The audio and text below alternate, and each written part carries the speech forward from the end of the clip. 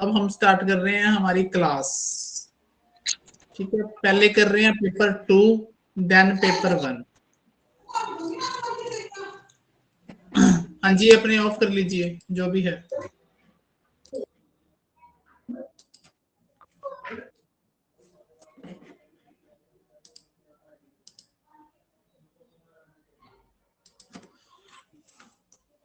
हाँ जी, intro part हो गया। लीवरेज मैंने आपको बहुत अच्छे तरीके से करवा दिया था। ठीक है, कैपिटल स्ट्रक्चर हो गया था। आज हम लोग करने वाले हैं कैपिटल बजटिंग। ठीक है, मैंने आपको फाइनेंशियल मैनेजमेंट में 3 डिसीजन बताए थे।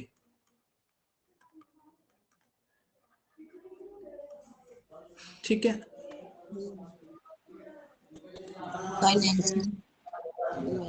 पहला डिसीजन बताया था फाइनेंसिंग डिसीजन, दूसरा बताया था इन्वेस्टिंग डिसीजन, तीसरा बताया था डिविडेंड डिसीजन। ठीक है, फाइनेंसिंग डिसीजन रिलेटेड था कि how much fund is required, यानी कि रिलेटेड विद कैपिटल स्ट्रक्चर था।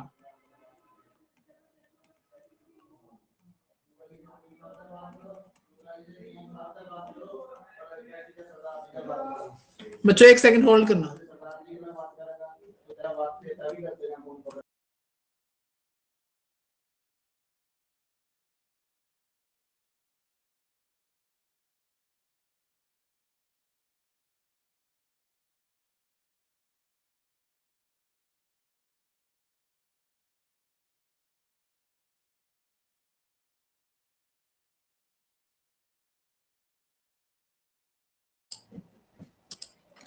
हाँ जी, 3 तरह के डिसीजन मैंने आप लोगों को करवाए थे, फाइनेंसिंग, इन्वेस्टिंग और डिविडेंड। ठीक है, तीसरा हमारा होता है डिविडेंड डिसीजन। ठीक है, इन्वेस्टिंग डिसीजन जो हमारा रिलेटेड था, मैंने बताया था 2 तरीके से रिलेटेड होता है ये। अगर हम करते हैं फिक्स सेट्स में इन्वेस्टमेंट,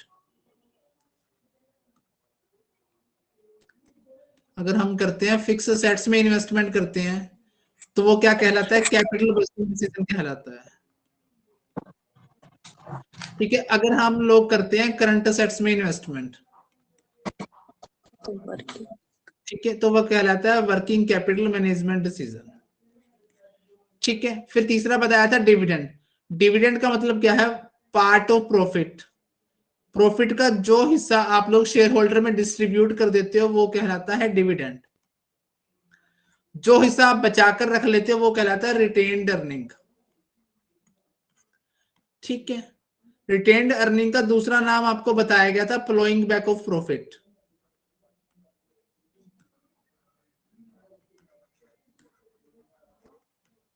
ठीक है, आज हमारा जो चैप्टर है वो ये है capital budgeting.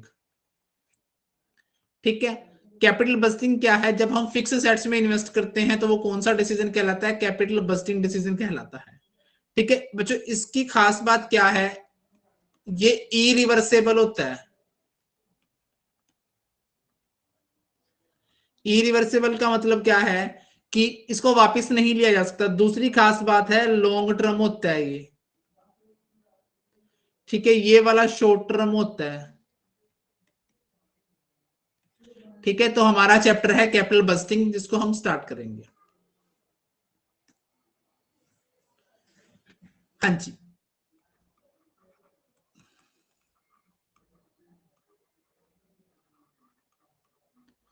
Capital budgeting. Capital budgeting में क्या होता है कि इसमें उन एक्सपेंडिचर को कंसीडर किया जाता है जिनका बेनिफिट 1 से अधिक वर्ष तक मिलता है। Capital budgeting expenditure are those expenditure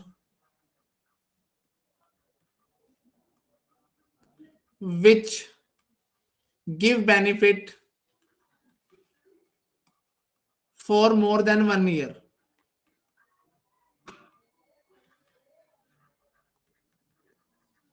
Capital budgeting decisions are those decisions which give benefit us for more than 1 year. Capital budgeting decision वो डिसीजन होता है जिसमें हमारा जो खर्चा किया गया होता है, हमने खर्चा हम किसके ऊपर करते हैं, फिक्स सेट्स के ऊपर करते हैं। और उसका बेनिफिट हमें कब मिलता है, 1 से अधिक वर्षों तक मिलता है, वो डिसीजन कहलाता है कैपिटल बस्टिंग डिसीजन। आई बात समझ में? हाँ जी, यस जी सर।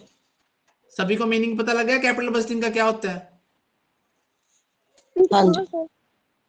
ठीक है, इसके अंदर हम डिसीजन लेते हैं, एक होता है mutually exclusive decision.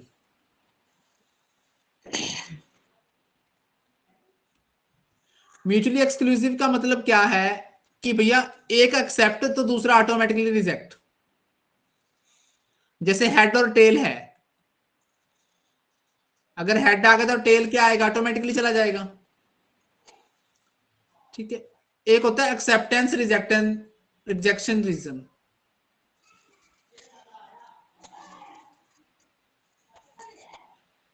Acceptance rejection में क्या होता है कि बहुत सारे डिसीजंस हैं, कहने का मतलब है फॉर एग्जांपल आप सबके घर वाले आपको सूट दिलवाने ले गए, ठीक है, इतने सारे सूट आपके सामने हैं, ठीक है, which can be black, pink, red, yellow, एक आधा कलर को भी, इतने ही कलर पता है मेरे को, चलो ऑरेंज भी लिख देते हैं। घर वाले बोलते हैं कि बेटा एक लेना है, ठीक है, whatever you will pick, जो भी आप लोग उठाओगे, बाकी जैसे ब्लैक उठा लिया मोस्ट फेवरेट, ठीक है, बाकी सारे ऑटोमेटिकली क्या हो जाएंगे, रिजेक्ट हो जाएंगे। इसी तरह कैपिटल बस्टिंग में हम क्या करेंगे, एक प्रोजेक्ट को क्या कर लेंगे, एक्सेप्ट कर लेंगे, बाकी ऑटोमेटिकली सारे क्या माने जाएंगे, रिजेक्ट माने जाएंगे। सर म्यूचुअली एक्सक्लूसिव कैसे डिफरेंट है एक्सेप्टेंस रिजेक्शन से? वो तो है कि जैसे मान लो दो में से एक ऑटोमेटिकली चूज हो गया, भी जैसे अपने पास दो डिसीजन है, एक तो यहां तो आप अपनी क्या लगाएंगे, रैशनैलिटी लगाएंगे, कोई चीज sir by mutual chance choose हो जाती है। एक्सक्लूसिव। यस, हेलो हाँ जी, हाँ जी, एज बोलिए। एग्जांपल सर ये जो म्यूचुअल एक्सक्लूसिव आप बता रहे हो ना, इसमें हाँ जी, आपने हेड और टेल वाला एग्जांपल दिया। हाँ जी, तो इसमें ये जो है हेड और टेल वाला, तो उसमें हम ऑप्शन रखेंगे ना, if we want to be select head, तो ऑटोमेटिकली दूसरा जो है वो नहीं आएगा। दूसरा अपने आप रिजेक्ट हो जाएगा। हाँ तो तभी हुआ ना म्यूचुअल। और एक्सेप्टेंस और रिजेक्शन वाला जो है it is similar like mutual exclusive, but यहाँ पे हमारे पास क्या है, जो है चॉइस है, हम अपने हिसाब से किसी को एक्सेप्ट कर सकते हैं और किसी को रिजेक्ट कर सकते हैं। यहां प्री डेटरमाइन बात कर दिया आपने, यस। ठीक है, यहां क्या कर दिया, पहले ही सोच कर ली कि भैया हेड आएगा तो एक्सेप्ट होगा और टेल आएगा तो रिजेक्ट होगा। यहां चॉइस है, ठीक है, जो मर्जी है उठा लो, यहां प्री डेटरमाइन है ऊपर वाले में, पहले से निर्धारित है कोई काम, ठीक है, वो आ गया तो एक्सेप्टेंस है, अदरवाइज रिजेक्शन है। हाँ जी, अब पता लग गया डिफरेंस? पता लग गया। ठीक है, एक होता है कैपिटल राशनिंग, ये क्या होता है भैया,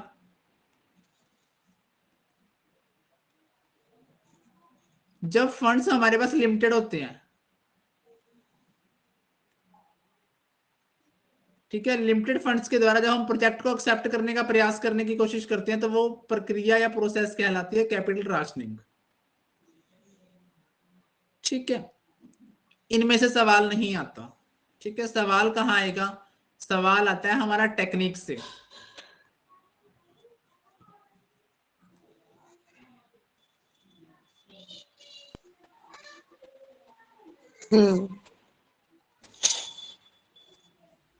टेक्निक्स दो टाइप की होती है इसके अंदर जो हम पढ़ेंगे, ठीक है, एक है ट्रेडिशनल, एक मॉडर्न, एक है मॉडर्न। सोफिस्टिकेटेड। ठीक है, मॉडर्न का दूसरा नाम है सोफिस्टिकेटेड। ठीक है, और दोनों में फर्क क्या है, फर्क है टाइम वैल्यू ऑफ मनी। अरे कौन सा है ये,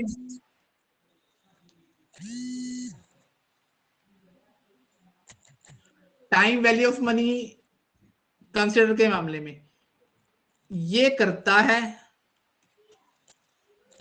ये नहीं करता। कहने का मतलब है टाइम वैल्यू ऑफ मनी को ट्रेडिशनल अप्रोच कंसीडर नहीं करती, ट्रेडिशनल टेक्निक्स मॉडर्न वाली करती है। ट्रेडिशनल में कौन कौन आता है? एक आता है पे बैक, एक आता है पोस्ट पे बैक,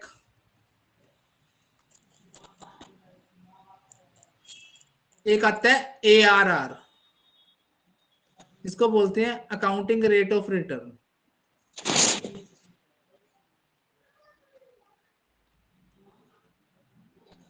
ठीक है, यहां भी 3 आते हैं, net present value, internal rate of return, profitability index, profitability index.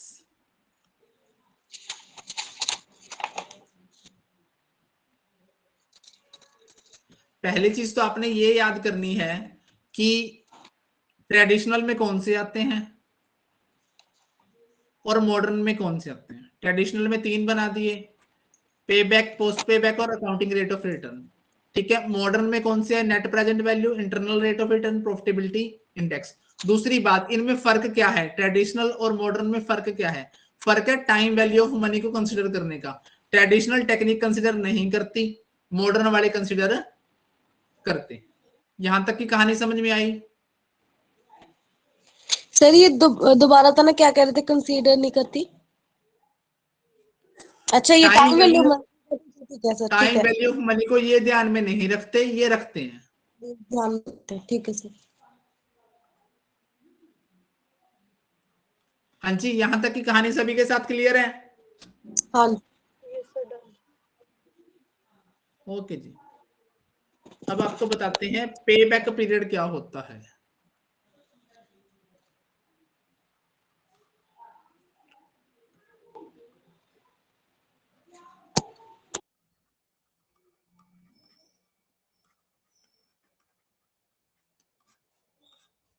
पे बैक मेथड वो मेथड होता है बच्चों जो ये बताता है कि आपकी इन्वेस्टमेंट का पैसा कितने सालों में रिकवर हो जाएगा।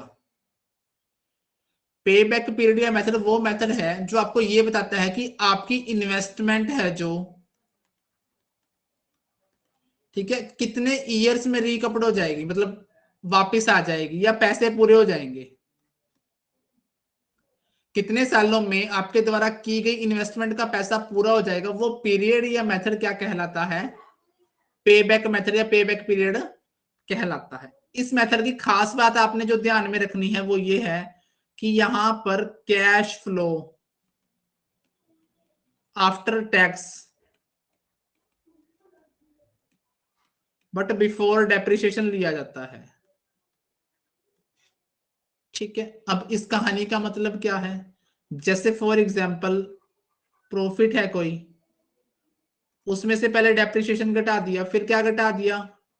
टैक्स घटा दिया, फिर वापस डेप्रिसिएशन क्या कर दिया? जोड़ दिया। प्रॉफिट है, प्रॉफिट में से क्या घटा? डेप्रिसिएशन घटा, फिर टैक्स घटा, फिर डेप्रिसिएशन वापस जोड़ दिया। इस बात का मतलब ये है कि यहां पर कैश फ्लो कौन सा लेना है? After tax but before depreciation वाला। ठीक है, इसका फॉर्मूला जो रहता है वो रहता है इनिशियल इन्वेस्टमेंट, बाय में एनुअल कैश इन फ्लो। ठीक है, एनुअल कैश इनफ्लो भी, जो वार्षिक पैसे आते हैं। ठीक है, यहां पर आप इनिशियल इन्वेस्टमेंट बोल सकते हो, आरंभिक। स्टार्टिंग में जितने पैसे लगाए, ठीक है, और सालाना जितनी रिकवरी हुई। फॉर एग्जांपल आपने स्टार्टिंग में इन्वेस्टमेंट करी 10 लाख रुपए की, ठीक है, आपको हर साल 2 लाख रुपए का प्रॉफिट हो रहा है, तो आप पे बैक पीरियड कितना कहोगे? 10 लाख बटा 2 लाख काटेंगे तो कितने साल में पैसे रिकवर हो रहे हैं? 5 years। 5 ईयर। 5 ईयर आपके लिए क्या कहलाएगा? पे बैक पीरियड या मेथड के थ्रू पे बैक पीरियड कहलाएगा। ठीक है, अब ये तो है कांस्टेंट, इसको हम कांस्टेंट एनुअल कैश इनफ्लो कहेंगे, मतलब जब बराबर बराबर आ रहा है। जब टूटा फूटा आएगा तो एक सम मैंने उसमें कर रखा है, तब हम कम्युलेटिव वाला सिस्टम यूज करेंगे। ठीक है, कम्युलेटिव वाला सिस्टम यूज करेंगे। यहां पर तो क्या है, सिंपल सा फंड है कि 10 लाख रुपए लगाए हैं, 2 लाख रुपए हर साल आ रहे हैं, तो 5 साल में पैसा पूरा। परंतु पैसे अगर टुट में आए, कभी 2 आ गए, कभी 1.5 आ गए, कभी 2.5 आ गए, ठीक है, तो ऐसा काम हो तो हम कम्युलेटिव वाला मेथड यूज करेंगे।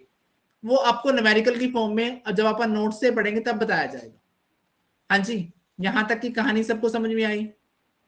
जी सर। चलो, थोड़ी सी कच्ची चिट्ठी हम पढ़ लेते हैं अकाउंटिंग रेट ऑफ रिटर्न की।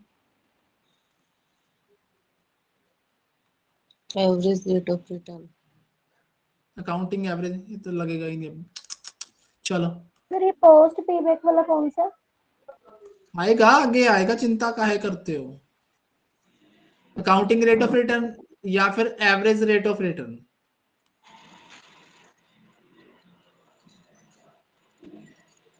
इसका फॉर्मूला रहता है profit, cash flow accounting information पर आधारित है। Profit after tax and depreciation. ठीक है, बटा में क्या आता है, एवरेज इन्वेस्टमेंट। ठीक है, अब प्रॉफिट कैसे निकलता है, प्रॉफिट आपको पता है,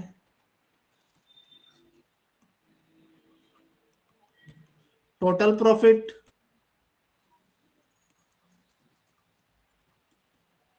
आफ्टर टैक्स बटा में number of years.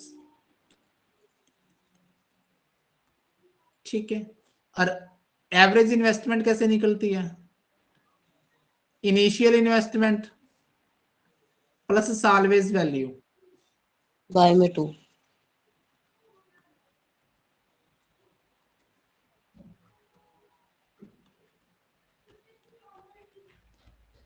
Initial investment plus salvage value. Salvage value समझते हो? Scrapped value that is. Yes, by 2। ये फॉर्मूला पूरा हो गया। मेन फॉर्मूला है ARR निकालने का, profit after tax and depreciation by में एवरेज इन्वेस्टमेंट। आप प्रॉफिट कैसे निकला, ये निकला टोटल प्रॉफिट आफ्टर टैक्स बटा में number of years. Average investment कैसे निकली, initial investment plus salvage value bye 2। ठीक है, हाँ जी, सालवेज वैल्यू डिवाइड बाय मतलब, नंबर ऑफ इयर्स है, ये एवरेज प्रॉफिट ना निकल जाएगा ऐसे कि नहीं? हाँ, तो average profit after tax and depreciation, इसको एवरेज लिख दो, कोई दिक्कत नहीं। स्क्रैप सालवेज वैल्यू मतलब स्क्रैप वैल्यू। ठीक है, हाँ जी, यहां तक की कहानी क्लियर है?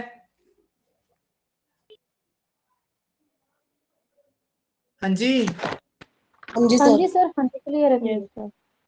ओके जी, आगे बढ़ते हैं।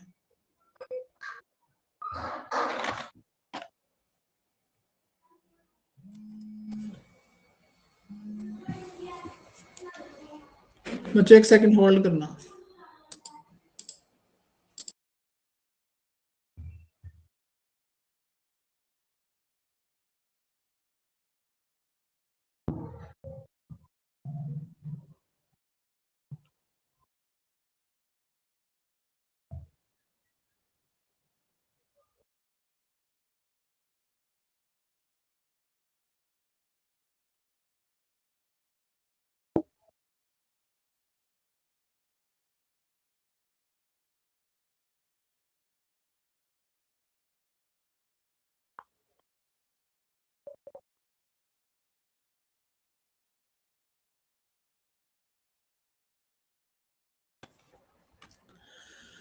हाँ जी, अब आता है पोस्ट पे बैक की बात कर लेते हैं।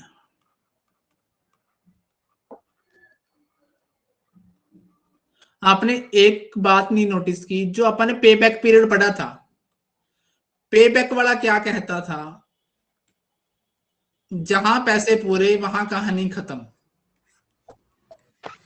यही बात पढ़ी थी अपन ने कि जहां पैसे पूरे वहां कहानी खत्म। मतलब हाँ जी। Yes sir. Life of assets consider नहीं करता था ये। ठीक है, पे बैक में क्या होगा, फॉर एग्जाम्पल दो प्रोजेक्ट हैं ए एंड बी, यहां 10 लाख की इन्वेस्टमेंट है, ठीक है, चलो 12 की लगा लो, यहां लगा लो 8 लाख रुपए की, 2 लाख रुपए हर साल की रिटर्न है, ठीक है।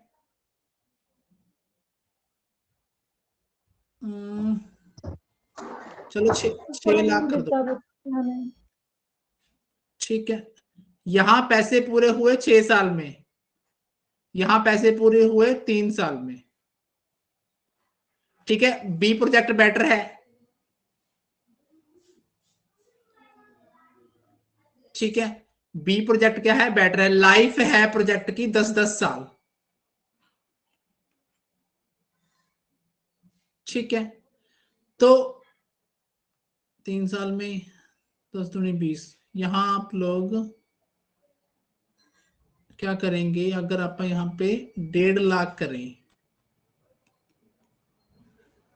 1.5 लाख करें तो 4 साल में पैसे पूरे होंगे, ठीक है। यहां 6 साल में पूरे होंगे पैसे, लाइफ सबकी कितनी है, 10-10 साल है, तो ये 10 साल में कितने पैसे कमाएगा, 20 लाख रुपए कमाएगा, ठीक है। ये 10 साल में कमाएगा 15 लाख, ठीक है। इसकी इनिशियल कॉस्ट है 12 लाख, तो इसने टोटल लाइफ में कितने पैसे कमाए, 8 लाख, ठीक है। इसने लाइफ में 15 लाख कमाए, इनिशियल कॉस्ट 6 लाख है, तो इसने कमाए 9 लाख, ठीक है। तो कहने का मतलब है कि पे बैक पीरियड और पोस्ट पे बैक पीरियड में मैंने यहां पर एग्जांपल थोड़ा सा गलत ले लिया, जब हम किताब से कॉपी से पढ़ेंगे तो उसमें एग्जांपल सेट है, उसमें क्या होगा, पे बैक में तो मान लो ये वाला प्रोजेक्ट बेटर दिखाई देगा, और पोस्ट पे बैक में ये वाला दिखाई देगा। क्यों दिखाई देगा, क्योंकि जो पे बैक पीरियड है वो लाइफ ऑफ असेट्स को कंसीडर नहीं करता, जहां पैसे पूरे वहां कहानी खत्म, परंतु पोस्ट पे बैक पीरियड क्या करता है, पूरी लाइफ को कंसीडर करता है, पूरी लाइफ टाइम के दौरान कितने पैसे कमाए, ठीक है, उसमें से कॉस्ट निकाल के कितने पैसे बचे, दोनों प्रोजेक्टों को आप क्या करेंगे, कंपेयर करेंगे, तब जाके रिजल्ट निकालेंगे, तब पता लगेगा कि कौन सा प्रोजेक्ट बेटर है, ए बेटर है या फिर बी बेटर है, ठीक है। क्या मेरी कहानी समझ में आई आपको? यस मतलब एग्जाम्पल आपको नोटबुक पे जब दिखाऊंगा तो वो एग्जैक्ट दिखेगा, कोई दिक्कत नहीं। हाँ जी, इस कहानी के बारे में पता लग गया? Yes sir. अब पढ़ते हैं हमारी modern techniques,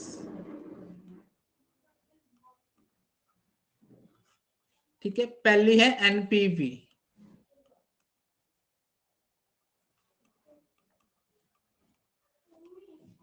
net present value, ठीक है। नेट प्रेजेंट वैल्यू कैसे निकलती है,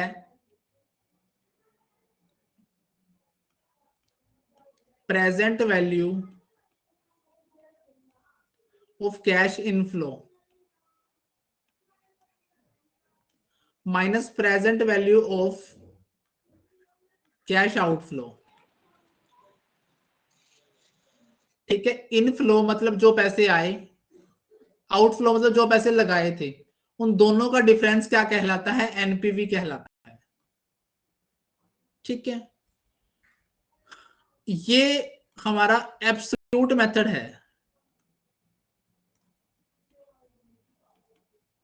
मेरे को बताएगा कोई इसका मतलब,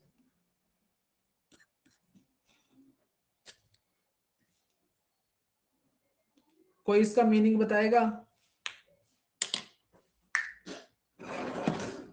हाँ जी,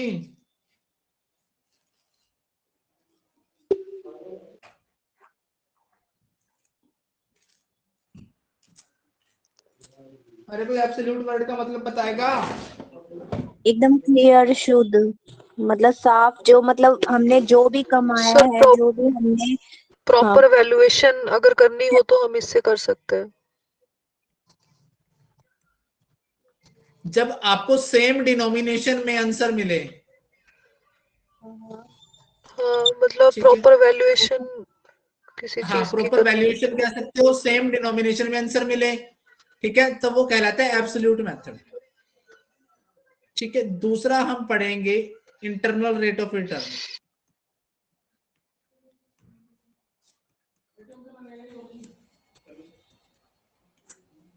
मुझे एक सेकंड होल्ड करना।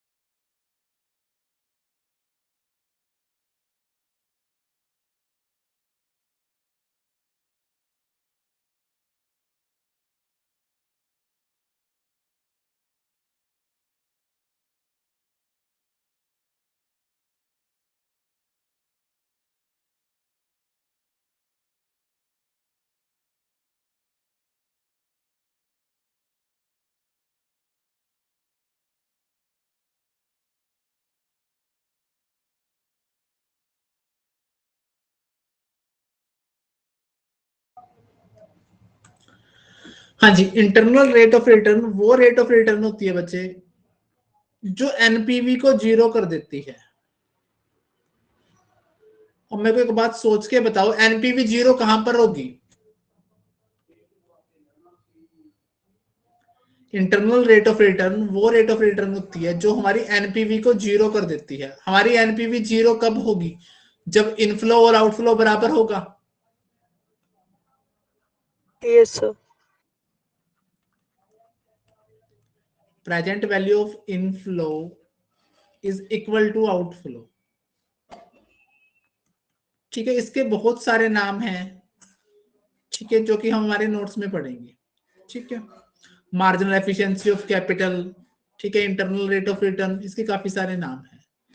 ठीक है, एक बात यहाँ पे देखो, इंटरनल रेट ऑफ रिटर्न में हम क्या कर रहे हैं? इनफ्लो और आउटफ्लो बराबर हो रहे हैं, यहाँ पे एनपीवी 0 हो रही है। ठीक है, फायदा कब होगा? जब इनफ्लो ज्यादा है और आउटफ्लो कम है, तो वहां पे एनपीवी भी क्या हो जाएगी? पॉजिटिव हो जाएगी। प्लस हो जाएगा। अगर उल्टा है, आउटफ्लो ज्यादा है इनफ्लो कम है, तो एनपीवी क्या हो जाएगी? नेगेटिव हो जाएगी। ठीक है, अगला मेथड आता है प्रॉफिटेबिलिटी इंडेक्स।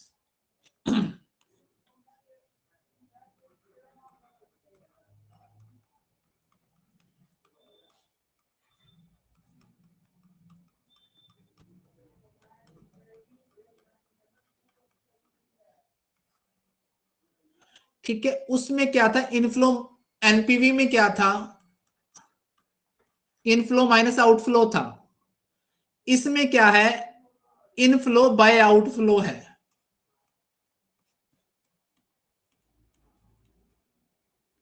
ठीक है, और ये आपका रिलेटिव मेजर है,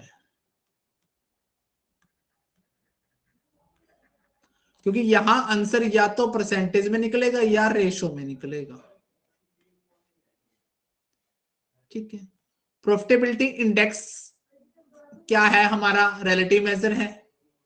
ठीक है, इनफ्लो बाय आउटफ्लो होता है इसका फॉर्मूला। इसका फॉर्मूला होता है प्रेजेंट वैल्यू ऑफ इनफ्लो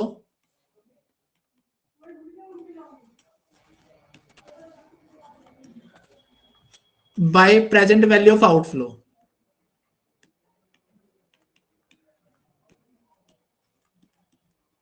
अब इसमें मेरे को सोच के बताओ कि एनपीवी पॉजिटिव किस केस में होगी और नेगेटिव किस केस में होगी?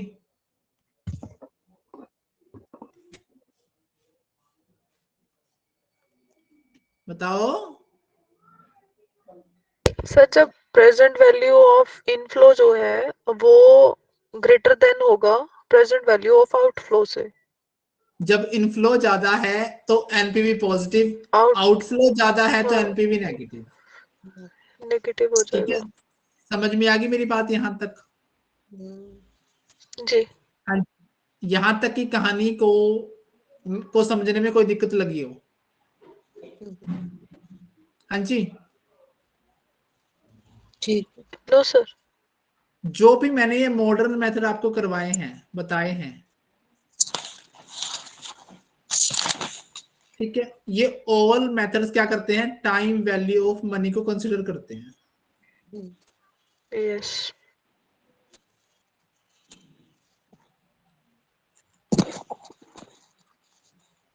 ठीक है, time value of money is related with, जैसे आप कह सकते हो कि इंटरेस्ट जो है टाइम वैल्यू ऑफ मनी का एक पार्ट है। जैसे आज आप मेरे को 10,000 रुपए दो और मैं आपको 10,000 के 10,000 रिटर्न कर दूं, ठीक है, यहाँ पर टाइम वैल्यू ऑफ मनी को पैसे के जो टाइम के अकॉर्डिंग वैल्यू है उसको कंसीडर नहीं किया गया। इसी की वजह से इंटरेस्ट का कॉन्सेप्ट राइज होता है। ओके। ठीक है, हाँ जी, कहानी समझ में आई यहां तक? Yes sir. सर ये एक बार टाइम वैल्यू को फिर से डिफाइन कर दो। टाइम वैल्यू ऑफ मनी का मतलब है जी पैसे की वैल्यू को समय के अनुसार समझना। जैसे आज मेरे को आज आप किसी को 10,000 रुपए दो और वो एक साल में 10,000 ही आपको वापस देते, क्या वापस लिए गए 10,000 की वैल्यू 10,000 होगी? नो। हो जाएगी ना। अगर हम उसको डिपॉजिट करें तो उस पे इंटरेस्ट मिलता है ना, फिर वो ज्यादा हो जाएंगे एक इंटरेस्ट में साल बाद। मिलता है, तो उसको बराबर करने के लिए आपको उससे क्या लेना चाहिए था, इंटरेस्ट लेना चाहिए था। यस। ठीक है, हाँ जी, अब इस कहानी को नोट से पढ़ा दिया जाए। Yes sir.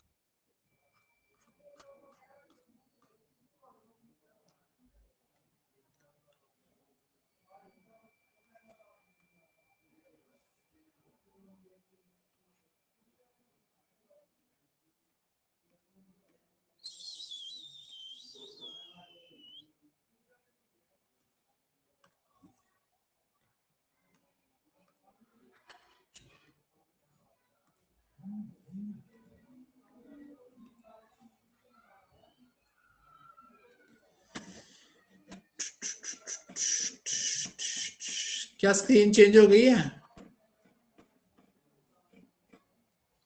यस। तो फटाफट पढ़ देंगे बस हम उसको अब। हाँ जी, कैपिटल बजटिंग के बारे में क्या बताया, कौन से डिसीजन का पार्ट है ये? इन्वेस्टिंग फिक्स्ड एसेट्स का। डिसीजन। इन्वेस्टिंग डिसीजन का पार्ट है हमारा ये।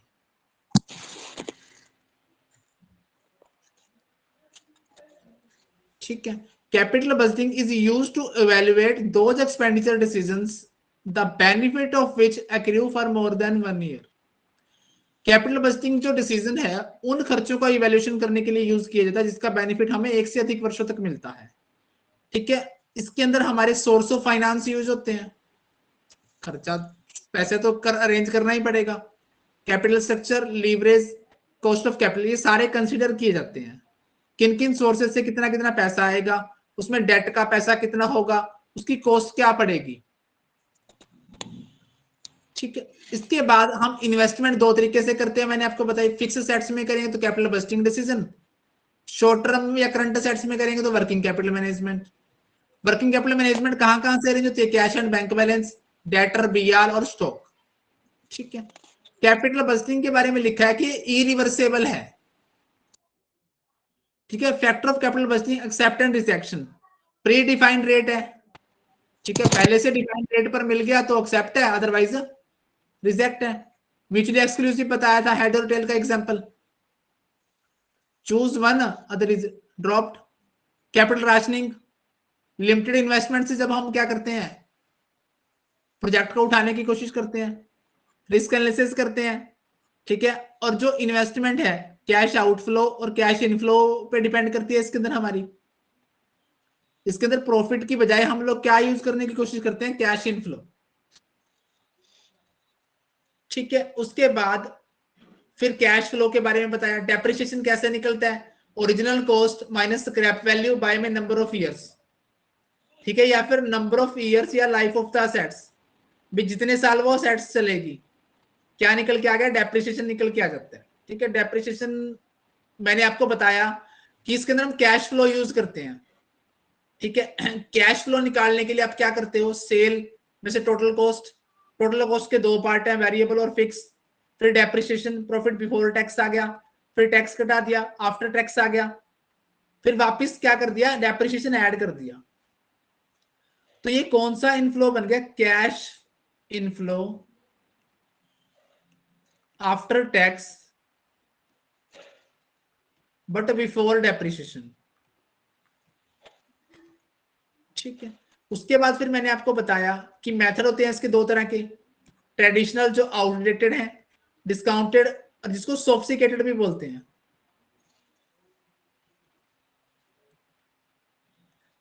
ठीक है, टाइम वैल्यू ऑफ मनी इसका मेन फंडा है, जो इधर वाले हैं ट्रेडिशनल वाले हैं नोट कंसीडर है, जो सोफिस्टिकेटेड वाले हैं वो कंसीडर करते हैं। ठीक है, पे बैक, पोस्ट पे back, average rate of return, NPV, profitability index और इंटरनल रेट ऑफ रिटर्न। सबसे पहले आता है पे बैक पीरियड। पे बैक पीरियड क्या फॉर्मूला क्या होता है, इन्वेस्टमेंट बड़ा कैश इनफ्लो। ठीक है, एक सेकंड, इसकी ना डेफिनेशन छुपी पड़ी होगी।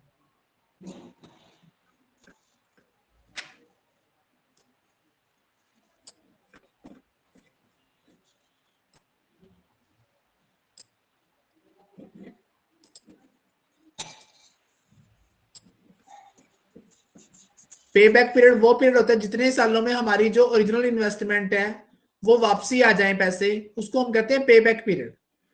ठीक है, ये पे बैक मेथड का फॉर्मूला होता है इन्वेस्टमेंट बटा कैश इनफ्लो, एनुअल इन्वेस्टमेंट बटा कैश इनफ्लो। जैसे एक एग्जांपल है, इन्वेस्टमेंट 10 लाख की है ए प्रोजेक्ट में, बी में है 12 लाख की, यहाँ रिटर्न 4 लाख है, यहाँ 6 लाख है, यहाँ पैसे 2 साल में पूरे हो गए, यहाँ 2.5 साल में पूरे हो गए। तो कौन सा प्रोजेक्ट बेटर है, आप कहोगे जी ये वाला प्रोजेक्ट बेटर है, बी प्रोजेक्ट बेटर है। ठीक है, तो यहाँ पे डेफिनेशन आ गई, पे back period is the number of years required for the original investment to be recovered. हमारी जो ओरिजिनल इन्वेस्टमेंट है उसको पूरा करने में जितने वर्ष लगे वो पीरियड कहलाता है पे बैक पीरियड। वो तो था जब इक्वल कैश इनफ्लो आ रहा था, जब अनइक्वल आए तब क्या करेंगे। मान लो इन्वेस्टमेंट है 56,125 की, असेट्स की लाइफ है 5 साल, सालवेज वैल्यू है 3,000, तो डेप्रिसिएशन निकलता है investment minus salvage value bye estimated life. तो इन्वेस्टमेंट डेप्रिसिएशन निकल के आ गया 10,625।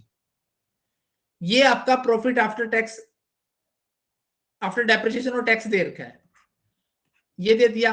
डेप्रिसिएशन क्या कर दिया, वापस जोड़ दिया सब में। ठीक है, ये क्या आ गया, कैश इनफ्लो आ गया जो हमें चाहिए था, आफ्टर टैक्स वाला बट बिफोर डेप्रिसिएशन। ठीक है, अब मैंने क्या कहा कि जब कैश अनइक्वल हो तब आप कम्युलेटिव बनाते हैं, पहला पूरा फिर ऐसे जोड़ते जाओ, 30, 48। पैसे कितने लगाए हैं, पैसे लगाए हैं भैया 56,125, 48 तो पूरे हो गए 3 सालों में। ठीक है, बाकी पूरे होंगे चौथे साल, 5, 2, 1, 16 में से 8 गया, 8125 रुपए पूरे करने हैं। अब वो 8125 रुपए पूरे होंगे 20,000 में से। ठीक है, तो आप 8125 रुपए पूरे करोगे 20,000 रुपए में से। ठीक है, गुणा 12, क्योंकि महीने 12 हैं, इसको सॉर्ट आउट करोगे तो टोटल 3 साल तो पूरे और 5 महीने निकल के आएगा ओवरऑल। ठीक है, क्योंकि 12 8 है 96, लगभग 1 लाख हो जाएगा। 20 से काटोगे तो 5 पे जाएगा, 5 आ जाएगा। तो कितने महीने, 3 साल 5 महीने लगेंगे आपकी इन्वेस्टमेंट को पैसे पूरे करने में। समझ में आया? हाँ जी, हाँ जी। Yes, sir. जब इसको उल्टा कर दो तो दूसरा प्रोजेक्ट बेटर हो जाएगा पहले की कंपेयर में। यहाँ पे इनफ्लो क्या आ रहा था, 3375 से चालू था और 11,375 पे गया था। अगर इसको उल्टा कर देंगे, ठीक है, यहाँ दोनों प्रोजेक्ट क्या थे, एक ही प्रोजेक्ट था भैया यहाँ पे। ठीक है, तो दूसरा प्रोजेक्ट बेटर हो जाएगा। उल्टा कर दे तो project B is better than A as minimum pay back period will be preferred. ठीक है, असेट्स क्या होती है बच्चों, हमारे रिसोर्सेज होते हैं जिसका फ्यूचर इकोनॉमिक बेनिफिट होता है और कंट्रोल ऑफ एंटरप्राइज होते हैं। अब आता है पोस्ट पे बैक।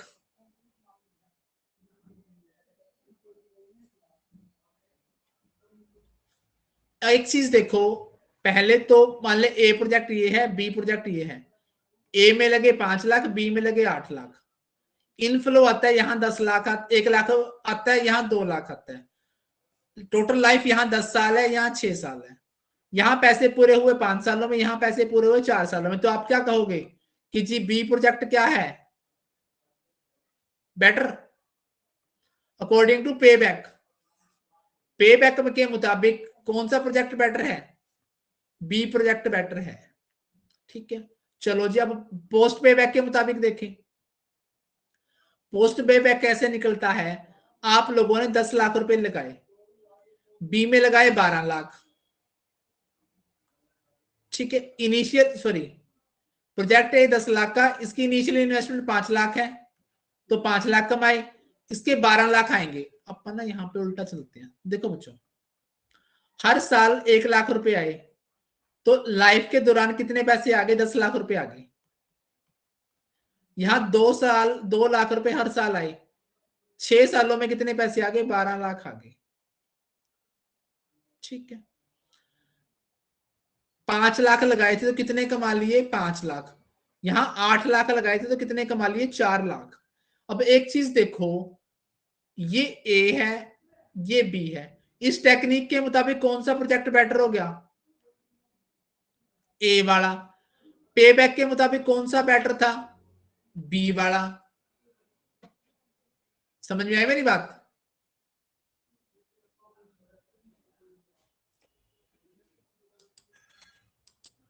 क्या सभी को कहानी समझ में आई?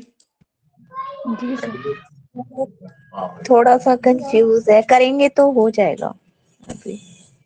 पे बैक के मुताबिक पहला प्रोजेक्ट 5 साल में पैसे पूरे कर रहा था, दूसरा 4 साल में, तो आपने क्या कह दिया कि जी पे बैक के मुताबिक बी प्रोजेक्ट बेटर है। परंतु जब पूरी लाइफ के पैसे काउंट किए गए तो पहले वाले ने कमाए 10 लाख, दूसरे वाले ने कमाए 12 लाख। इसने 5 लाख लगाए थे तो 5 लाख का बेनिफिट, इसने 8 लाख लगाए गए तो 4 लाख का बेनिफिट। तो अब पोस्ट पे बैक के मुताबिक 5 लाख वाला बेटर हो गया। दूसरा है अकाउंटिंग रेट ऑफ रिटर्न। तीसरा अकाउंटिंग रेट या एवरेज रेट ऑफ रिटर्न का फॉर्मूला मैंने बताया, average annual profit after tax and depreciation बटा एवरेज इन्वेस्टमेंट गुणा 100। ठीक है, अकॉर्डिंग टू प्रॉफिट मेजर किया जाता है, कैश इनफ्लो के मुताबिक इसको मेजर नहीं करते। अब इसके बिहाफ पर हमने ना जितने भी हम ये मेथड पढ़ रहे हैं, ये हम पढ़ रहे हैं प्रोजेक्ट में इन्वेस्टमेंट करने के लिए, डिसीजन लेने के लिए। ठीक है, एआरआर के मुताबिक डिसीजन कैसे होगा? जिसका एआरआर हाईएस्ट होगा वही प्रेफर किया जाएगा। जैसे आपके 2 प्रोजेक्ट हैं, इन्वेस्टमेंट है 56,125, लाइफ 5 साल, स्क्रैप वैल्यू 3,000, प्रॉफिट है 3375। पहले वाले को सीधा लिख दिया, दूसरे वाले को उल्टा लिख दिया। ठीक है, तो दोनों में जो हमारा एवरेज प्रॉफिट आया, एवरेज प्रॉफिट कैसे निकलता है? टोटल ऑफ प्रॉफिट बटा number of year. Number of year कितने हैं? 5 है। तो दोनों की एवरेज ऑफ प्रॉफिट कितना आया? 73 और सालवेज एवरेज इन्वेस्टमेंट कैसे निकलेगी? इनिशियल इन्वेस्टमेंट थी 56,125, कबाड़ 3,000 का, तो एवरेज निकल के आई 29,562.5। अब 73,25 के नीचे 75 के नीचे रखेंगे तो दोनों का आंसर सेम आएगा। तो इससे कोई भी project A and B are the same. The frequency of profit matter in a payback period method, but it doesn't affect ARR. यहां पर ARR क्या आ रही है? बराबर आ रही है। दोनों प्रोजेक्ट में अंतर है। अंतर क्या है? यहां पे देखो, स्टार्टिंग में 3375 कमा रहा है, ये स्टार्टिंग में 11,375 कमा रहा है। ये इसका प्रॉफिट बढ़ रहा है, इसका प्रॉफिट घट रहा है। ये चीज मायने रखती है पे बैक में। इससे हमारी जो ARR है वो इफेक्ट नहीं होती। क्या आप लोगों को यहां तक की कहानी समझ में आई? हाँ जी सर। हाँ जी, अब आते हैं डिस्काउंटेड मेथड। डिस्काउंटेड को सोफिस्टिकेटेड मेथड भी बोलते हैं। 3 है ये मैंने बताया, NPV, IRR और PI। ठीक है, this method takes into account the time value of money ठीक है, in this cash flow are discounted and इस rate is called cost of capital. जिस रेट पर डिस्काउंट किया जाएगा कैश फ्लो को वो रेट ऑफ रिटर्न कहलाएगी कॉस्ट ऑफ कैपिटल। ठीक है, एनपीवी का फॉर्मूला बताया था, इनफ्लो माइनस आउटफ्लो। ठीक है, इससे निकल जाएगी एनपीवी। अब यहां पर आपको कैश इनफ्लो दे दिया, इनफ्लो के लिए डिस्काउंटिंग फैक्टर दे दिया। जो डिस्काउंटिंग फैक्टर ना, जब आप लोग जैसे मान लो 10% पे डिस्काउंट करना है, कैलकुलेटर उठाना अगर पे 1/1.0 करना, फिर बराबर दबाना, बराबर दबाते जाओगे, पहले आएगा 9.09, ठीक है, फिर 8.26 आ जाएगा, ऐसे आता जाएगा जब बराबर बराबर दबाते जाना। ठीक है, जैसे जितना भी डिस्काउंटिंग फैक्टर हो उसको क्या करना है, कैलकुलेटर में 1 के बाय में, जैसे मान लो 20% होता तो आप 1.20 कर देते, सर बराबर दबाओ। हाँ जी, हेलो सर, हाँ ये जी, मैंने करके देखा था जो आप कैलकुलेटर वाला बोल रहे हो, ये नहीं होता है। क्यों नहीं होता? पता नहीं, मैंने किया था कैलकुलेटर में, आपने तो मोबाइल में होता किया नहीं होगा, है ऐसे। आपने मोबाइल में किया ना होगा। ना ना, दूसरा कैलकुलेटर जो होता है। How can is that possible? एक मिनट, पता नहीं, मेरे से तो हुआ नहीं था। बराबर बराबर दबाते जाना, उसके बाद 1/1.10 9.90 आ गया, आ जाता है। आप लोग आराम से कैलकुलेटर उठाना, कोई भी जो अच्छा सिटीजन वाला होता है उसको 1/1.10 से डिवाइड करना, फिर बराबर बराबर दबाते जाना। हाँ हो रहा है, हो हो रहा रहा है है। ना? हाँ जी। ठीक है, इस तरीके से आप लोगों की डिस्काउंट रेट निकल गई। ये प्रेजेंट वैल्यू ऑफ इनफ्लो आ गई, सॉरी ये इनफ्लो है। ठीक है, इनफ्लो की प्रेजेंट वैल्यू होगी, आउट वैल्यू आप स्टार्टिंग में दे देगा आपको। ठीक है, तो आपकी एनपीवी निकल आएगी। एनपीवी पॉजिटिव आती है तो प्रोजेक्ट एक्सेप्ट कर लेगा। मान लो 2 प्रोजेक्ट हैं, ए एंड बी, पॉजिटिव आनी चाहिए और हाईएस्ट आनी चाहिए, उसको एक्सेप्ट करेंगे। ठीक है, अगर आपके उसमें वर्किंग कैपिटल भी दी हो तो आप उसको स्क्रैप वैल्यू मानोगे।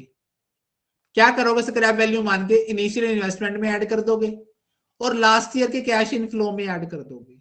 बस इतनी बात ध्यान में रख लेना आप लोग।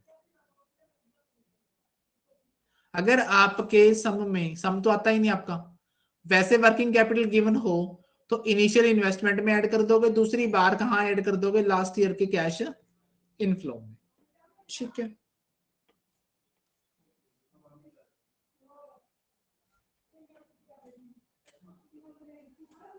अब यहां पे एक चीज देखो, एनपीवी 100, 150, 200 किसकी हाईएस्ट है?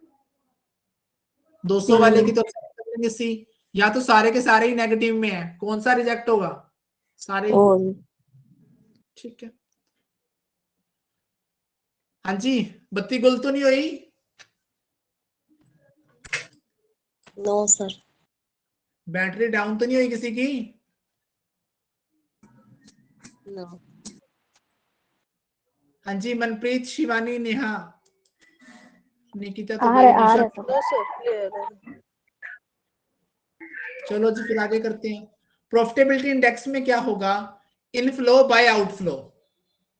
इसमें क्या होगा? अगर पीआई ग्रेटर देन 1 आता है तो हम एक्सेप्ट कर लेंगे। पीआई ग्रेटर देन 1 तभी आएगा बच्चों जब इनफ्लो ज्यादा होगा।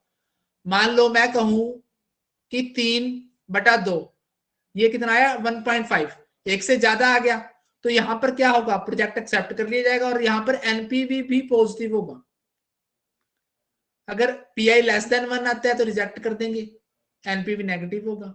एनपीवी क्या है? एब्सोल्यूट मेजर है। पीआई क्या है? रिलेटिव मेजर है। आगे इंटरनल रेट ऑफ रिटर्न, वो रेट ऑफ रिटर्न होती है जो सर ये आपकी कैसे एनपीवी को 0 कर देती है। रिलेटिव मेजर हाँ कैसे? जी, ये रिलेटिव मेजर कैसे?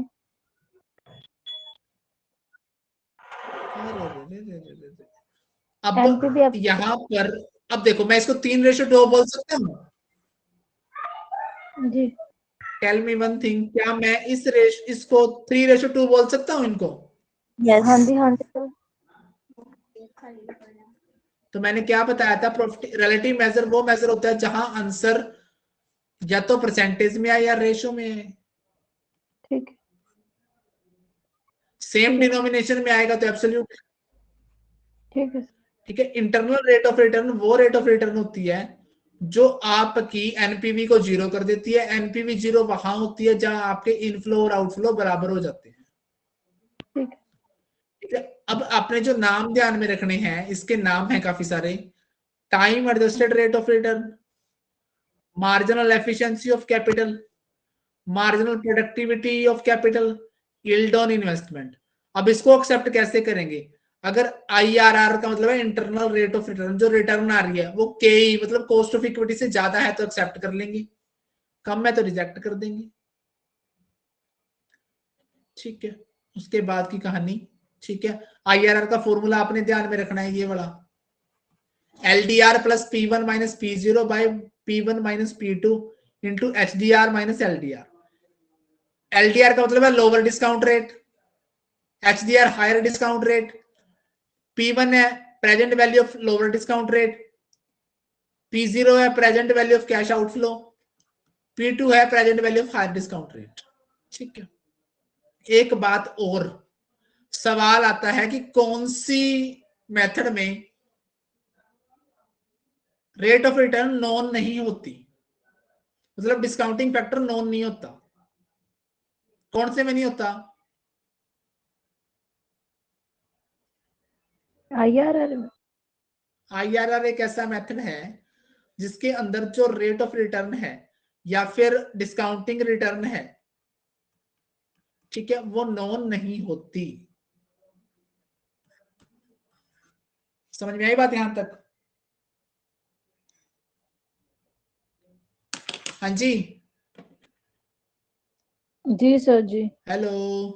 Yes yes sir yes. क्या ऑडिबल सभी सर। को चैप्टर समझ में आया? हाँ जी। आ गया ठीक सर। है। इसका यस एक सर। पार्ट और है जिसमें मैंने थोड़ा सा और लिख रखा है कैपिटल बजटिंग के बारे में, नॉर्मल सी बातें, वो आपको ग्रुप में शेयर कर रहा हूँ। वो पहले लिखेंगे, इसको बाद में लिखेंगे।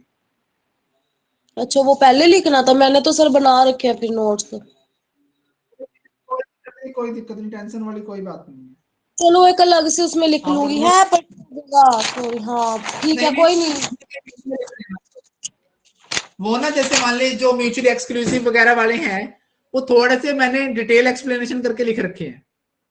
हाँ वो वैसे भी मैंने लिखने थे, वो थोड़े लिखे हुए मैंने भी इसमें इसी के अकॉर्डिंग। ठीक है। इसको नॉर्मल से हैं ये बातें, अजम्पशन वगैरह हैं इसकी, इसको एक बार नोट डाउन करके सिर्फ पढ़ लेना। समझ में आए तो वेल एंड गुड, नहीं आए तो हम कल इसको कर सकते हैं, परंतु बता मेरे को कल ही दोगे आप लोग कि हाँ जी नहीं समझ में आया। ठीक है। नॉर्मल सी बातें लिख रखी हैं, इसकी अजम्पशन क्या है, या फिर म्यूचुअली एक्सक्लूसिव वाले को थोड़ा एक्सप्लेन कर दिया, एक्सेप्टेंस रिजेक्शन को एक्सप्लेन कर दिया। हिंदी वाले नोट्स भी मैंने सेंड कर दिए, वो किसी किसी को प्रॉब्लम होती है ना हिंदी में। ठीक है कोई बात नहीं। हाँ जी, यहां तक की कहानी चैप्टर समझ में आया सभी को? हाँ जी। Yes sir. कोई दिक्कत तो नहीं? न- चलो जी, अब करते हैं पेपर 1।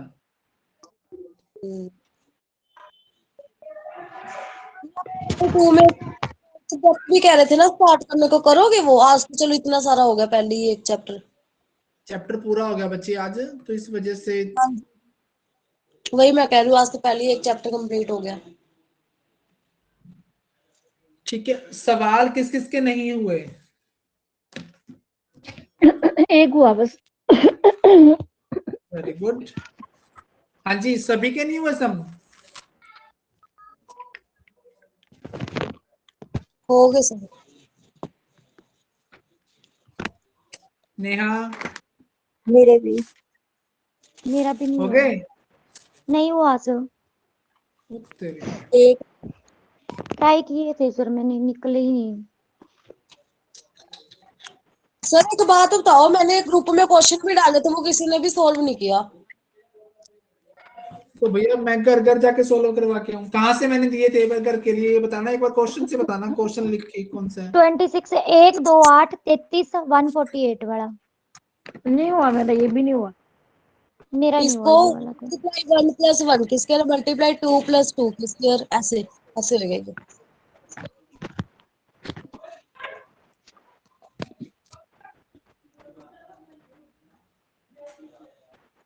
ठीक है, इसको हम लोग कर सकते हैं 1 into 1 प्लस 1 की स्क्वायर। 1 से 2 बन गया, 1 एकम 1 प्लस 1 2 बन गया। ठीक है, 2 गुना 2 प्लस 2 की स्क्वायर 2 दूनी 4, 5 + 4 8, 4 8 बन गया। अब यहाँ पे क्या करेंगे हम लोग, 8 से 8 ये 24, गुणा 3 प्लस 3 की 3 स्क्वायर, 8 या 24 और 9 33 बन गया। गुणा 4 प्लस 4 की स्क्वायर, 33 चौका 4 थी 12, 4 थी 12 और 1 13 प्लस 4 की स्क्वायर मतलब 16। 148, पैटर्न कामयाब। इसको क्या करेंगे हम, गुणा 5 करेंगे प्लस 5 की स्क्वायर करेंगे। अब 750, 7 6 5 का 20 और 4 24 5 7 प्लस 25 765। 756 आ रहा है मेरा। हाँ मेरा जी, हो गया। मेरा ठीक है, मेरा ठीक। मल्टीप्लाई में गड़बड़ कर दी। ओके जी, तो ये गुना 3 जो लिखा है, गुना 3 प्लस चिन्ह किसके, गुना 3 किसके साथ गुना 3? 8 गुणा 3 8 गुणा 3 24 प्लस 3 की स्क्वायर 9 33 बन गया। 33 गुणा 4 प्लस 4 की स्क्वायर 148 गुणा 5 प्लस 5 की square.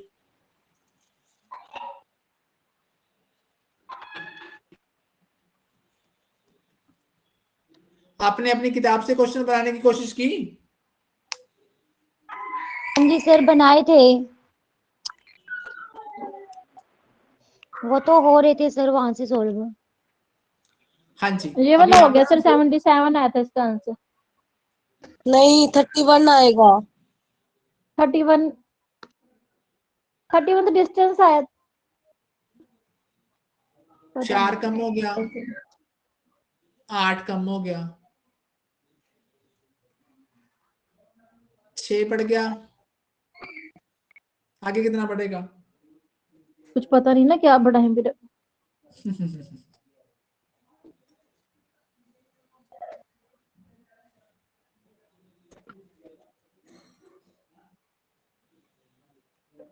Plus plus 3 3 -7 plus 13 plus 13 minus 21 -21।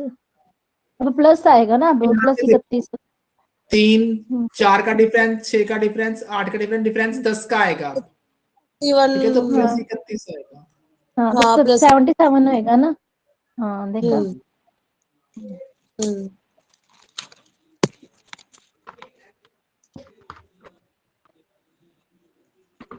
अब अगला बस यही सवाल, हुआ था।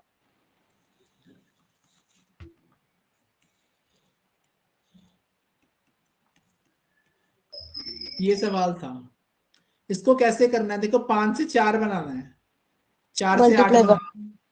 अगर मैं गुणा 1 माइनस 1 कर दूं, 5 एकम 5 में से गया 4, इसको गुणा 2 माइनस 2 कर दूं, 4 तो नहीं 8 में से 2 गया 6, इसको गुणा 3 माइनस 3 कर दूं, 6 के 18 माइनस 3 15, इसको गुणा 4 माइनस 4 कर दूं तो 56, गुणा 5 माइनस 5 280 माइनस 5 20। 280 आएगा सर, माइनस 5 75। ठीक है जी, लगा रही थी सर मैं, ऐसे लॉजिक पता नहीं क्यों नहीं लगा मेरे।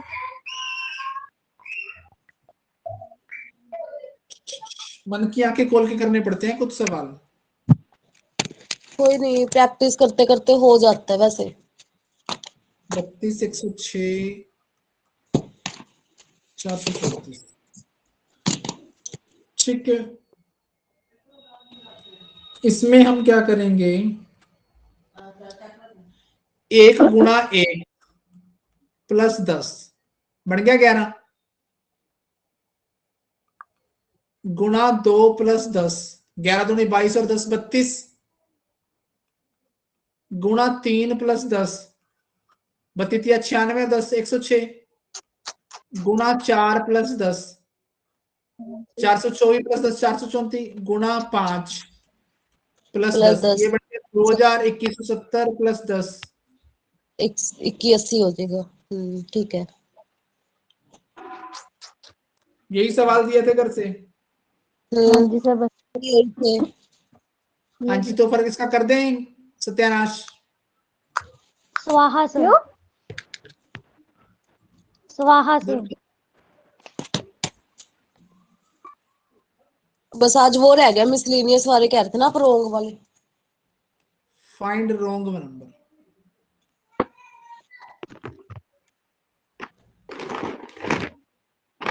छः 7 9 13 26 37 69 इनमें से गलत छांटना है। टेक्निक वही है, देखो डिफरेंस देखो 1 2 4 13 11 32। ठीक है, यहां डिफरेंस गड़बड़ा गया। 13 और 11 वाला डिफरेंस गड़बड़ा गया। देखो एक है, एक का डबल 2 हो गया, 2 का डबल 4, तो 4 का डबल यहां पर कितना होना चाहिए था बच्चों? 12 8 सॉरी 8 8 8 होता तो यहां पर कितना आता? 21 आता। तो 21 से 37 16 का डिफरेंस बन जाता। 16 से आगे कितने का डिफरेंस बन जाता? 32 का। तो रॉन्ग नंबर क्या हुआ? 26 हुआ।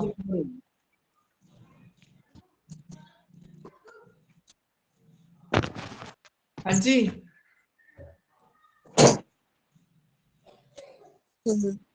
अगला सवाल।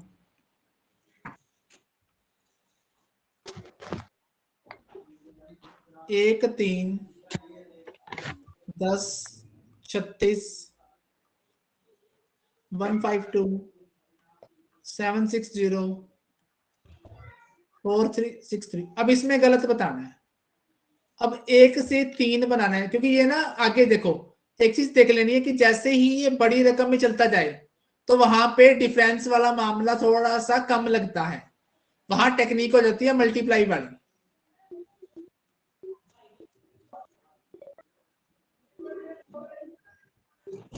ठीक है, तो अब देखते हैं 1 से 3 बनाना है। तो मैं अगर 1 को 1 से गुणा कर दूं और 2 जोड़ दूं, 3 बन गया। 3 से 10 बनाना है, गुणा 2 करके जमा 4 कर दूं, बन गया। यहां गुणा 3 करके 6 कर दूं, 36 बन गया। यहां गुणा 4 करके प्लस 8 कर दूं, देखो 36 चौका 144 प्लस 8 152। तो यहां गुणा 5 करके प्लस 10 होना चाहिए। चेक कर लेते हैं। 5 दूनी 10, 5 5 25 और 1 26, 5 1 5 2 7, 10 जोड़ेंगे तो 770 आना चाहिए। पर तो लिख कितना रखा है? 760। ठीक है, एक तो रॉन्ग नंबर की कैटेगरी में ये आ गया। अब अगला भी चेक कर ले। अगला क्या आना चाहिए था? 770 गुणा, यहाँ पे कितना है? 4 5 1 2 3 4 5 6 जमा 12। चेक कर लेते हैं इसको 6 से गुणा करके। 6 0 6 7 42 4 42 और 4 46 जमा 12। सही है कि 760 ही गलत है। 760 की जगह 770 आना चाहिए था।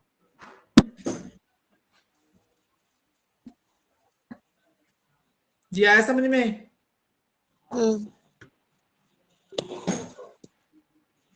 ठीक है,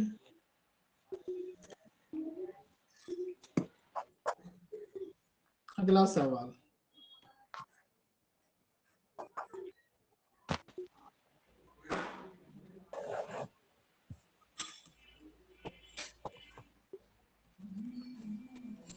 चार 3 9 34 96 219 435। ठीक है, अब यहाँ पे छोटा छोटा है, थोड़ा सा हम क्या करते हैं डिफरेंस वाले टेक्निकल, -1 + 6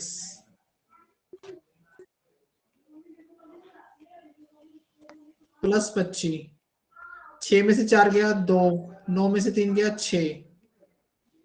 यहाँ पे आएगा बच्चे अगर 100 होता तो 100 नहीं आता, तो 123 आ जाएगा। ठीक है, 435 का डिफरेंस 216। ठीक है, अब यहां पर हम लोग देखें कि ये सारे के सारे जितने हैं, ठीक है, क्यूब के नजदीक है।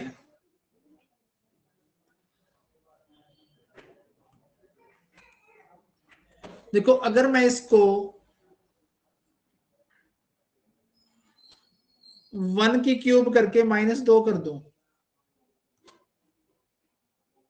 1 की क्यूब 1 होती है, 1 में से 2 गया -1 आ जाएगा। अगर इसको 2 की क्यूब करके -2 कर दो, 2 की क्यूब 8 में से 2 गया 6। ठीक है, इसको 3 की क्यूब करके -2 कर दो तो बन जाएगा, ये 4 की क्यूब करके -2 बन जाएगा, ये 5 की क्यूब करके -2 बन जाएगा, ये 6 की क्यूब करके 214 आना चाहिए था, परंतु दे कितना रखा है 216, तो गलत नंबर कौन सा हो गया बच्चों? 435। कोई दिक्कत? हाँ जी, no sir, no. No. Manpreet ji, ना सर, नो।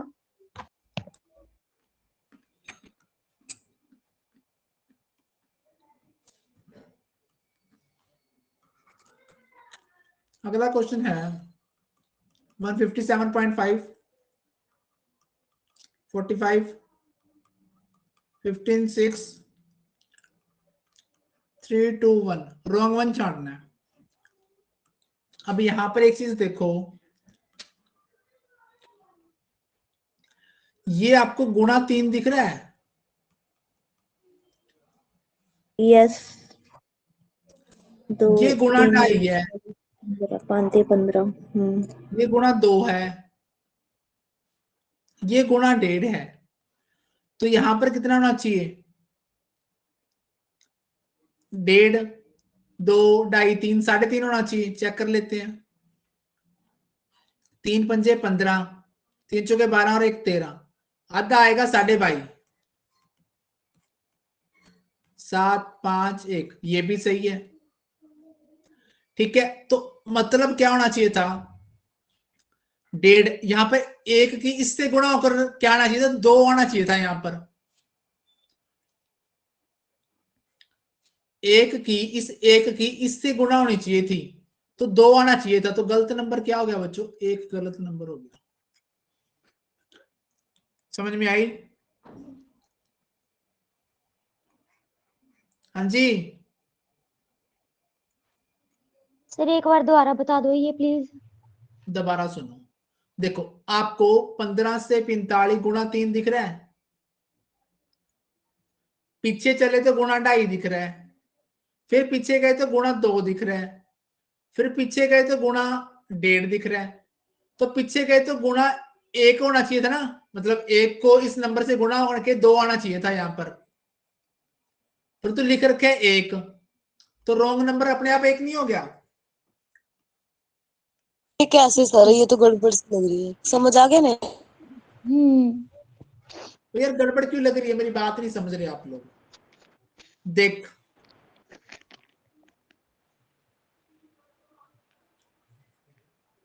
दो 1.5 हो गया। अब यहाँ पर 1 सर मैं लिखा है, बताऊं? बता दो जी। हाँ जी, बताओ। इसको ना ऐसे करके देख लो कि 45 को 3 से डिवाइड किया 15 आ गया, 15 को 2.5 से डिवाइड किया 6 आ गया, 6 को 2 से डिवाइड किया 3 आ गया, 3 को 1.5 से करेंगे 2, अब 2 को 2 से डिवाइड कर और 2 को 2/1 करेंगे ना, अब तो 2 आना चाहिए था। ठीक है जी, ऐसे करके अब आ देखो। गया। अपनी अपनी समझ है, जैसे आपको ठीक लगे। हाँ जी, ये क्वेश्चन आप लोगों के लिए है। 196 169 अभी बनाना है। 144 121 101 101 गलत। 101 गया, है। हो गया। 101 गलत है। 4 16 कैसे 64 पता लग गया 5। इतनी जल्दी 101 गलत है? वो ये सारे क्यों के उसकी सारे ना ज्यादा, ये ज्यादा सियाने हैं सारे के सारे। स्केयर दिया हुआ है 14 13 12 11। हाँ, ये सियाने तो जो है ना पीछे कितनी से आई देख है, मेरी, पहले ही आई है। कितनी देख मेरी ये फिर क्या आंखें हैं 14 की क्या है? स्केयर, 13 की स्केयर, 12 की स्केयर, 11 की स्केयर, 10 की स्केयर, 100 आना चाहिए था यहाँ पर, इसलिए 101 गलत नंबर। वो आज अगला ही सवाल याद बनाओ। करके स्केयर 25 तक। अगला सवाल बनाओ। मैं घंटा डिफरेंस निकालती रहती बैठी।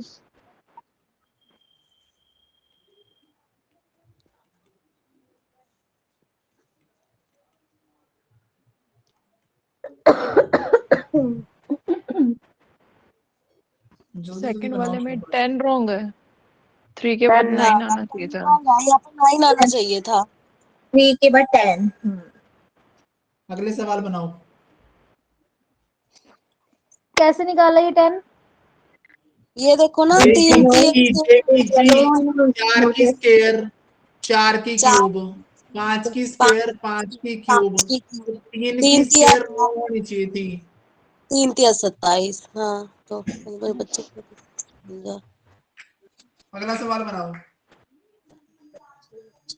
सर ये 81 गड़बड़ नहीं लग रहा है। 80 नो क्या फिर तो मुझे कोई 121 गलत लग रहा है ना देखने ना में ना, तो। रुक जा, मैं बताती हूँ बताती 36 आएगा हूँ। हाँ, सर। 5 का स्केयर, 6 का स्केयर, 7 का 36 स्केयर, आएगा, 8 का हाँ स्केयर, 9 का 36 स्केयर। आएगा। 36 है 36 सर। गलत है। 36 ये गलत है। 5 5 है, की ये 6 है, ये 7 है, ये 9 12 है। है, ये 11 है, ये 13 है, हाँ ये 15 है। 81 तो 81 सबसे अलग तो ये है। 6 की स्केयर गलत है। और क्या 6 ये वो है, दूसरे नंबर है ये। और नंबर नंबर 5 7 9 11 13 सारे अच्छा और नंबर नहीं है। ठीक है, और हाँ ठीक है, 36 आएगा। नंबर आ चलो, गई ये भी। भगवान का नाम लो और आखिरी सवाल देता हूँ, बस एक उसको बनाओ, फिर नंबर सीरीज फिनिश मेरी तरफ से। अब अपनी बुक में से बना देना फिर इसको। सर उसमें से रोंग तो नहीं था, उसमें फालतू था 36। बाकी तो बन रहे 5 का, 7 का, 9 का, 13 का। स्केयर तो सारे बन रहे हैं, फालतू वो ओड नंबर की स्केयर थी, ये कल इवन नंबर की स्केयर थी। तो थोड़ा ये डिफरेंस फालतू बताना है, था। इसको हट जाना चाहिए था, इसको आना ही नहीं चाहिए था इसका मतलब बीच में। खाना नीचे तक कैसे आया ये? हम्म हम्म। ये सवाल बना दो, फटाफट आंसर दे दो इसका। यहाँ 64 है बच्चों, लास्ट वाला वो लिखा नहीं गया।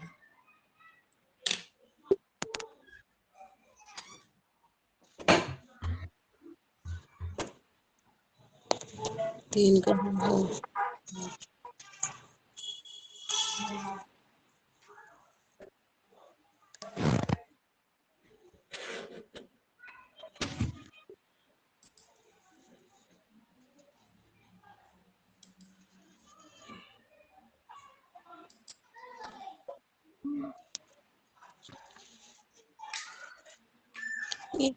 तीन 50 सर 3 64 गलत है। 64 हाँ जी, गलत है। पर गलत है, यहाँ 64 पे 15 आना चाहिए था, 65 होना चाहिए था। क्या सभी को लगता है 64 गलत है? यस सर, 3 एक 5 7 सेकेंड, 9 11 3 5 7 9 11 13 13। 3 5 7 9 11 13। ठीक है 64। तो हाँ जी सर, 64 64 ही गलत बस आंसर है। 2 मिनट और।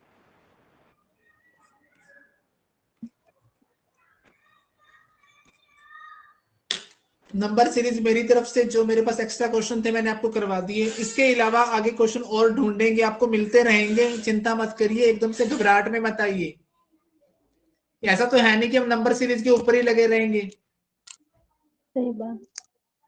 ठीक है, इतने क्वेश्चन कर लिए। इसके बाद मैंने कितने क्वेश्चन करा दिए वैसे ओवरऑल? मेरे वाले पास भी पड़े हैं, पर अगर मैं तो भेज दूंगी अगर करे तो। बेटा ऐसे मतलब हैप्पीजार्ड सा सिस्टम मत क्रिएट करना एक बार, क्योंकि हमने और टॉपिक भी करने हैं। एक बार मैंने कितने क्वेश्चन करवा दिए वैसे? नहीं नहीं, आप नहीं करवाओगे, मतलब समझे नहीं आप अरे मेरी बात। मैं मेरी बात तो सुन, मैं जो पूछ रहा हूँ मेरे को एक बार ये बताओ कितने क्वेश्चन करवा दिए मैंने? हो गए होंगे 100। नहीं 35 50 क्वेश्चन हो गए। तक 50 तक बन जाएंगे आराम से। 35 से 36 क्वेश्चन मैंने करवा दिए। 20-30 क्वेश्चन आपकी किताब में है, 50-55 क्वेश्चन हो गए। ठीक है, एक बार टॉपिक को करने के लिए इतने क्वेश्चन काफी हैं, तरीके आपको आ गए। ठीक है, हाँ जी। मैंने ये पूछ रही थी, पद्धति को सर इंग्लिश में क्या कहते हैं? नंबर। हिंदी में पद्धति कहते तो हाँ, संख्या पद्धति, नंबर सिस्टम, सिस्टम कह सकते हैं। हाँ, सिस्टम, मेथड। मेथड। मेथड कह सकते हैं, तो सिस्टम कह सकते हैं। सर अगर वो मतलब कि ये पूछ लेते हैं ना कि ये कौन सी पद्धति है, मतलब कि इसका कौन सा मेथड है, ऐसे पूछ रहे थे सर वो। बच्चे पता क्या बात, जो क्वेश्चन आपके पेपर में आया था वो देखना पड़ेगा एक बार। वैसे उन्होंने हिंदी इंग्लिश दोनों ही तो दे रखा था नेहा। कैसे दीदी?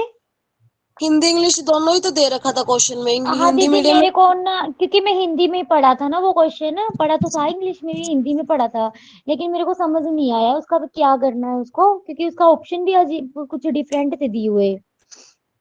15/15, 13/13, मेरी सुनोगे, 17/17। मेरी सुनोगे। हाँ जी सर।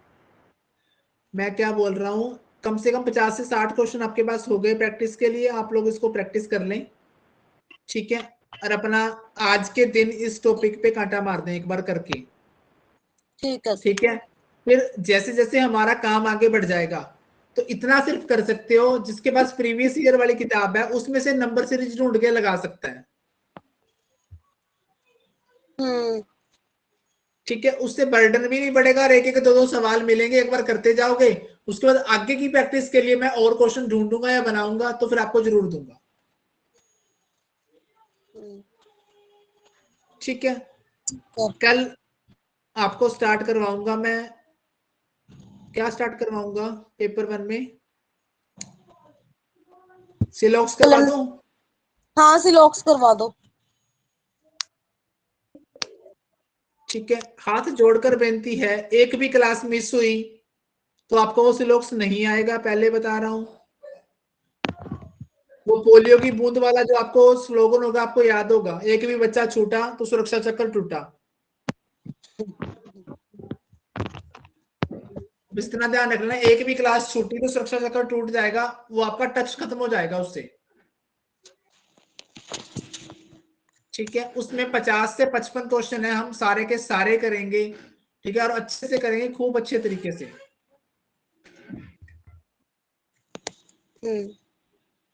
हाँ जी, किसी और का कोई सवाल हो तो पूछे। सो थोड़ा सा एचटेट के लिए गाइड कर दो। जी हुक्म करो, या फोन कर लो आप यार, कोई बात नहीं। ठीक है।